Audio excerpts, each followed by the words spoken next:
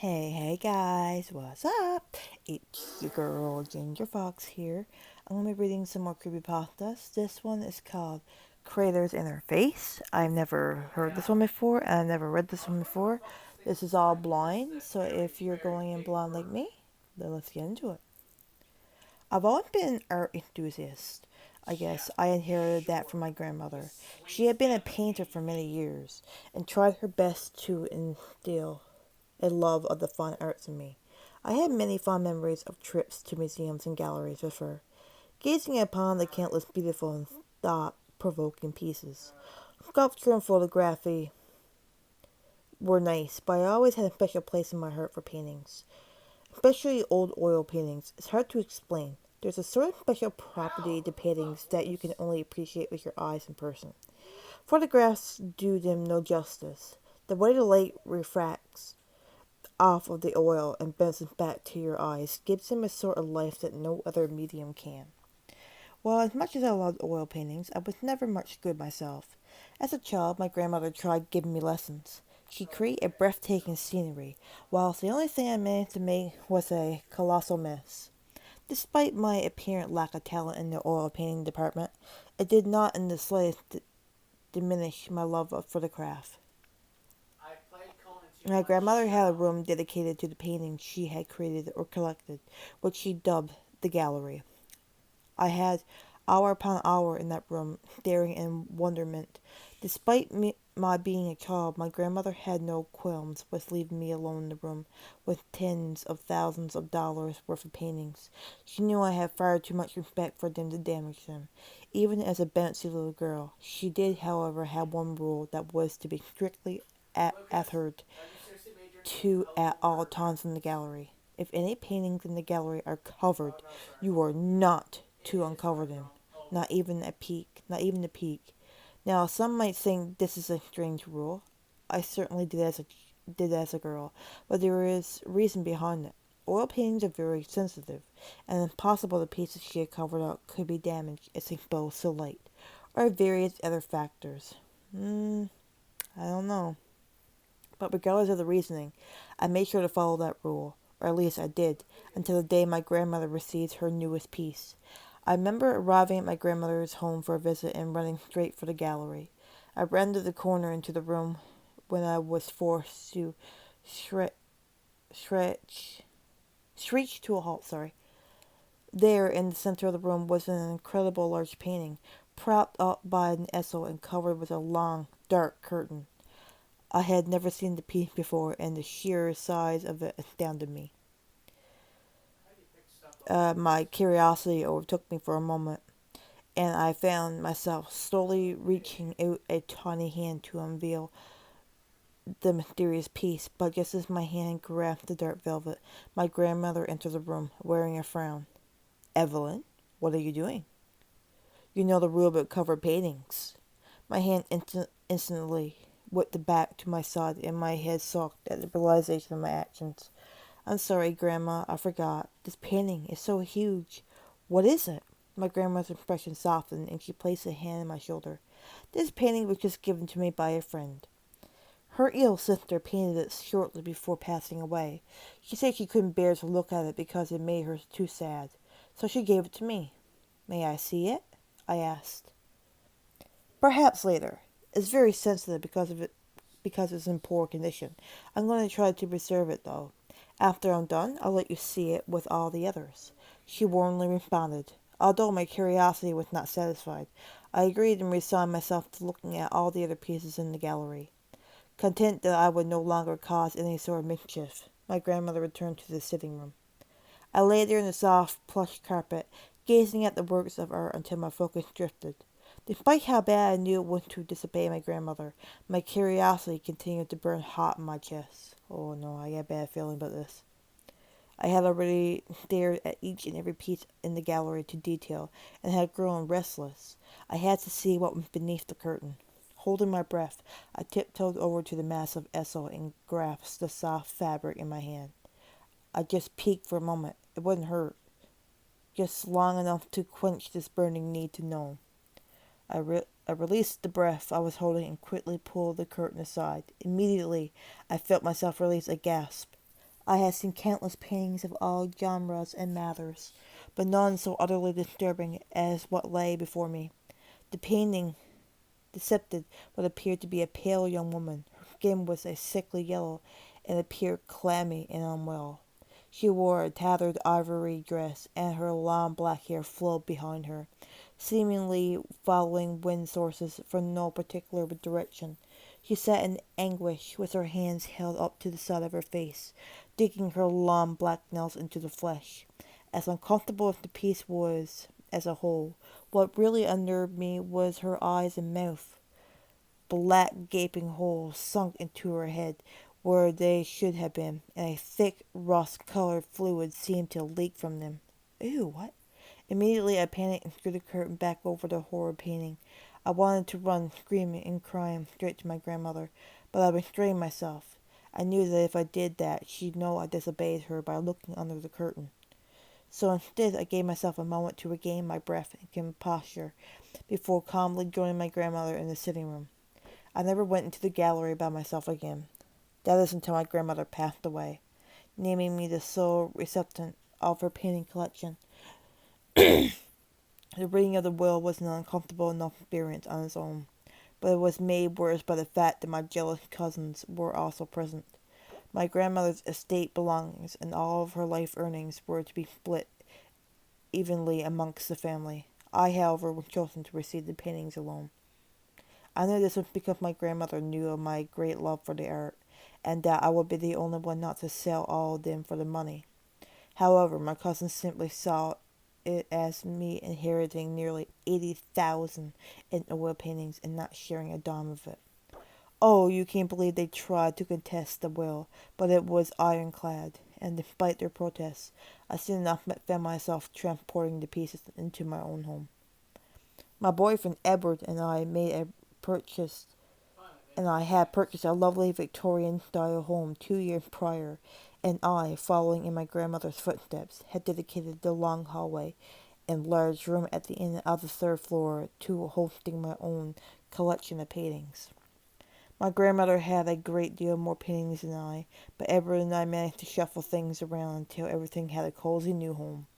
Well, everything except for the one nearly 6 foot tall canvas, wrapped methodically, methodically in several layers of brown paper and twine. Instantly a knot formed in my stomach. I knew exactly which piece it was. The image of the tormented young woman with bloody caverns, and her face flooded my mind, and I felt myself growing pale. Edward, however, did not share the same unfortunate memory, and excitedly began unwrapping the piece. I rushed forward to stop him, exclaiming how I wanted him to keep it wrapped, as it was horrifyingly gruesome piece. As it was a gruesome piece. However, by the time I reached him, he had already revealed the piece's glossy surface. I prepared myself for the horrible sight, but to my shock, it was different. The sickly girl in the white dress still stood, hair flowing in the non-present wind, and hands, digging into her cheeks, but the bloody craters were gone. Instead, she now appeared to be a pretty little thing. She had soft pink cheeks, sparkling green eyes, and her lips parted daintily into a dreamy smile. I recognized the style immediately. This was my grandmother's work. She had done an exceptional job of covering over the old horrific facade. However, if I inspected the piece closely, I could still see traces of the gruesome siding hiding right below the surface. My grandmother had clearly worked painstakingly on the piece. To anyone who hadn't seen the original, it actually did quite appear pleasant. I, however, hated it to my core. Edward, on the other hand, was instantly in love. The next few days consisted of us arguing over where the piece would be hung. We were out of room in the gallery, and he insisted upon hanging it on the large blank wall on the far side of our bedroom. I, of course, wanted nothing to do with the piece, thus the fighting began. Finally, we came to an agreement. I would let him hang the piece in our room for the time being, but I would begin looking for the family of the woman who originally painted the piece. Obviously, they wouldn't want to look at it in its former state, as it forever captured the state of sickness in their beloved family member. But now, it was beautiful. It would memorialize her as she was before the sickness began changing her. Certainly they would want it back now. Edward was hesitant, but agreed that returning it when I found the family would be the right thing to do. So, so it was that I prepared myself for a few weeks tops of having to gaze at the uncomfortable piece. The piece went up, and despite my reservations, it actually wasn't as bad as I was expecting. Without the bloody chasms, the threatening aura of the piece was gone, and I will admit that seeing my grandmother's painting style made me a little happy. And while it had taken a few days, I finally tracked down a phone number for the family. The daughter of the woman who had given the painting to my grandmother answered, and seemed excited when I told her of the relic from her aunt. She said she wanted the piece, but she needed some time to find a place for it. Excitedly, we both agreed to hand over the piece the following week. My excitement, however, quickly faded when I learned that Edward was going to be leaving town for the remainder of our time in possession of the piece, due to business. Displaying the piece was one thing, but being home alone with it was an entirely different situation. Despite my grandmother's beautiful work, being alone in the same room with the piece always left me with an uncomfortable knot in my stomach. That's not good. That's not healthy, man. So after kissing Edward goodbye and locking the door, I immediately ran to a linen closet where I promptly grabbed a sheet to throw over the creepy painting. I stormed into my bedroom, armed with the linen and a tack, and came to a halt in front of the piece. It was very vague, and I needed to squint my eyes and lean in to notice it, but it appeared as though my grandmother's paint had begun to crack and peel a bit, revealing glimpses of the rusty brown color hiding right below. That wasn't possible, though. The piece was nowhere near old enough for that to occur. Oil paint is famous for staying wet for a very long time. There are even some paintings from the Middle Ages that are still moist on the inside. There was no way the paint here should be peeling. Just the sight of that gross, rusty paint made me feel ill. I immediately threw the sheet over it and breathed a sigh of relief when I was no longer with the eerie sight. Confronted, sorry. I couldn't get the painting back soon enough. I couldn't give the painting. Yeah, there you go. It was about this time that strange things began happening. Nothing huge and panic worthy. Just little things. Doors I could swear I had left open would be inexplicably closed. Every so often I feel a soft gust of air as if someone had just walked by, and an occasional creak or groan, which weren't all too uncommon in a home as old as mine. Things continued on like this for the first few days. Edward was gone. It was Wednesday. Edward would be back on Sunday, and we returned to peace on Monday. As uncomfortable as I was, my goal was in sight, and I knew I'd make it. A few more days passed, and things were going relatively well until I decided to look at the piece again. I had been on the phone with a shipping company earlier, trying to decide the best way to wrap and transport the piece. I figured that the cracking and peeling of the piece must have been due to improper preparation and handling, and wanted to avoid further damage. Hesitantly, I lifted the sheet for a quick assessment. I immediately dropped the sheet once more and backed away in a moment of panic.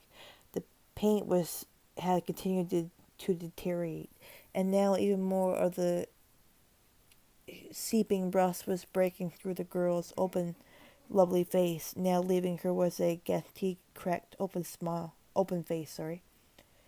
It was at this point that I decided I needed to speak with the family once more. I dialed the number, and to my surprise, found that the woman who had gifted my grandmother with the piece all those years ago was still alive and had answered the phone. Apprehensively, I told her about the piece, and she immediately invited me over to talk about it over tea. Jumping at the opportunity to not be home alone with the piece, I grabbed my purse and immediately headed over. Upon arriving at the address, I was greeted at the door by a smiling old woman. She graciously welcomed me into the home, and in minutes we were settled in the front room with daintily painted teacups in her hands. She relieved a long sigh before speaking. That painting should have been destroyed a long time ago, she breathed sadly. You've seen it. It's terrible and frightening. It's the insult of a very sick mind. It's the result of a very sick mind, sorry. She shifted her gaze down to her teacup before continuing. My sister had brain cancer. In its final stages, she became very ill mentally. When there was nothing more the doctor could do for her, they sent her home and told us to make her comfortable. She always loved painting, so we bought her the biggest canvas we could and hoped to make her last moments happy ones. But as you can see, they weren't. Her mind was plagued by demons. She began withdrawing more and more into the madness of her own world, and it showed on the canvas. I actually walked in on her slashing her arms with a palette knife and mixing her blood right into the paint. Ew, what the fuck? The image of the gross rusty color oozing from the craters in the girl's face flashed across my mind, and I had to sit my cup down for fear of dropping it. I was going to get rid of it, the old woman continued. Burn it after my sister passed away. But your grandmother, ever the art enthusiast, insisted on keeping it instead. I don't know why. It's a horribly dreadful piece. And now, what's worse, my father wants it back in our home. Please, I beg of you, burn it. Burn it right to ashes. Destroy that accursed thing. Right at that moment, the old woman's daughter walked into the room. Mother, what is wrong with you? We have almost nothing to remember Aunt Marnie by, and when something she made with her own hands finally resurfaces in her life, you say to burn it? It's a bad painting, Sarah. It's dark and it's angry, and it holds all the ugliness of the disease that took your aunt from us. No, it's not. Evelyn here said that her grandmother restored it. It's beautiful now, and I want to display it in our home to honor Aunt Marnie. You're my mother, and I love you, but this is my home, and I want the painting. That's final. By this point, the atmosphere in the home had gotten quite awkward, so I readily thanked them for the tea and made my way back home. My newfound knowledge about the piece making me even less eager to keep it in my bedroom. Without realizing it, I had spent far more time visiting the old woman than I had expected. That period was the sizable drive back home. I found night to have already fallen by the time I finally arrived on my front porch. The house was empty and quiet, and confirmed my decision to sleep in the guest room that night. Ever would be back the next day. Silly as I felt, just one night in the guest room wouldn't kill me. I snuggled down with a good book and read until I felt my eyes growing heavy. It had been a while since I had felt this at ease. I was quite happy to have made the decision to sleep away from the dreadful painting. Within moments I found myself drifting off to a peaceful sleep. However, this did not last. What I assumed to be several hours later, I woke to the sound of a slamming door. I jolted awake, my heart racing. I was home alone and feared for a burglar. I immediately began scoping the room, for something I could use as a weapon. Thinking quickly, I pulled down the pole that was holding up the curtain and wielded it like a staff. Slowly, I crept through the doorway, keeping as silent as possible. The only thing I could hear was the sound of my own heart rapidly beating in my ears. Strangely, nothing in the house was amiss. I stood in the hallway, pondering a moment before deciding which direction to move in. The first instinct was to reach for the light switch, but if there was an intruder, hitting the light would immediately give away my position. So I decided to navigate in the dark. I knew my own home better than a thief would, so if I moved quietly, I had the element of surprise on my side. Just then I had to muffle a scream as the door to my bedroom at the end of the hall slammed shut. Then the sound of weeping filled the home. It was sad and distant, but it was definitely coming from my room. Acting on instinct instead of logic, I hit the light switch in the hall and went to investigate. Slowly and as quietly as I could, I cracked open the door. The light from the hallway spilled into the dark room, and immediately the weeping stopped.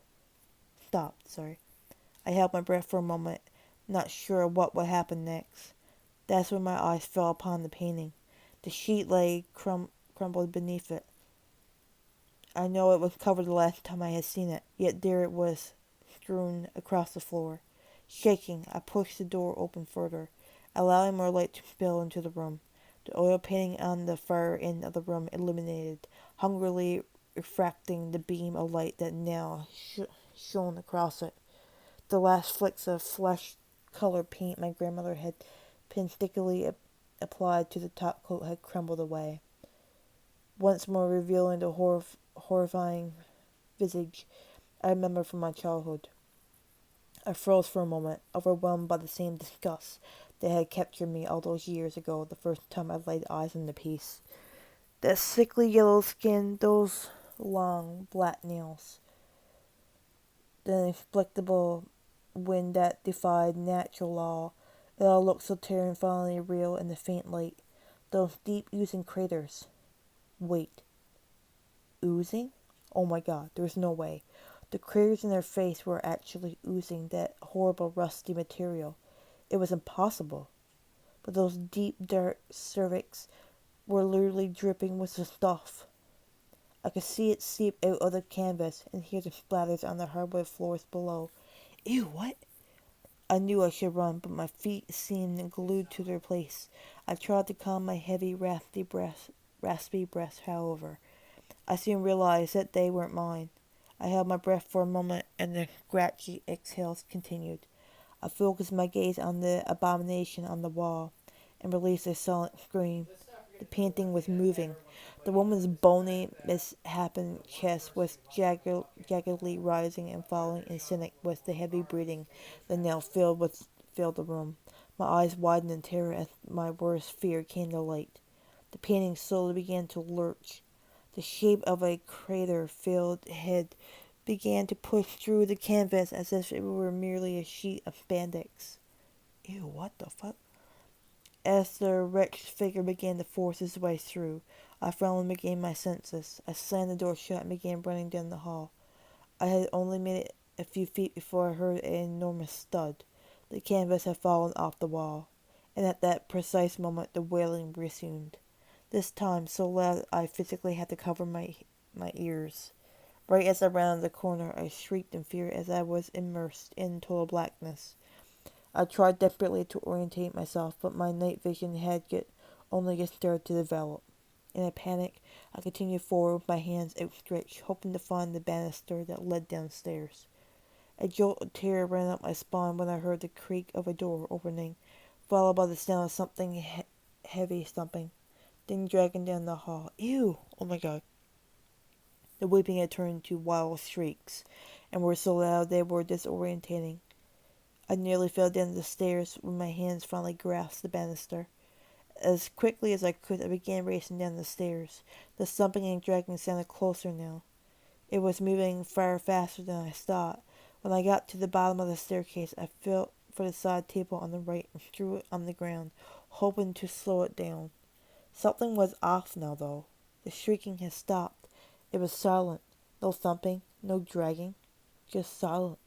For some reason, this scared me even more, so I ran as quickly as I could despite the dark straight for the front door.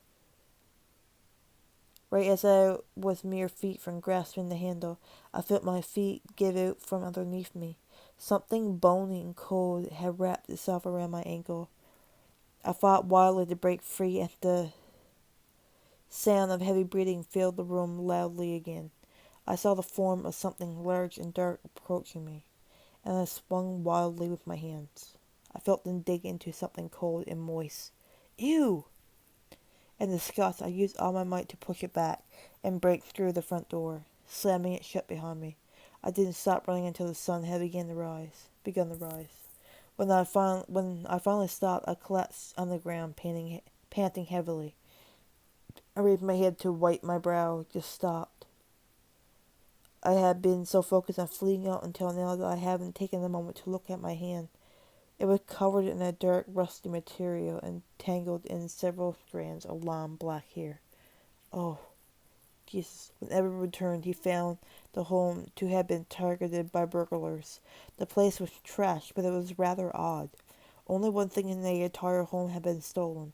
He noticed that the large, lovely painting my grandmother had restored was nowhere to be found. The police came by and told me I was lucky to have escaped. I just nodded and kept quiet. After all, a burglary was the only logical explanation, right? This was a fairly textbook case. You see, a large Victorian home full of vulnerable paintings makes a tempting target for thieves. There was, however, one detail about the case that seemed to have everyone baffled. All throughout the home there were trails of a dark, rusty fluid. Lab reports later confirmed it to be a strange combination of paint and old, rotten blood. Ugh. Gross. I'm not much a fan of paintings anymore. Edward and I sold the gallery and are using the money to plan our wedding and are currently looking for a new home. I told him that I have trouble sleeping here because I have nightmares about the break-in. But the truth is, we never did find the painting. And some nights, I'll lay in bed, moments away from drifting off, and I swear I hear the sound of distant, raspy breaths. Ew. No. That was scary as hell, dude. Can you imagine? Bro, shit myself surviving through that. I hope you guys enjoyed that video. As always, stay safe and take care. Bye-bye.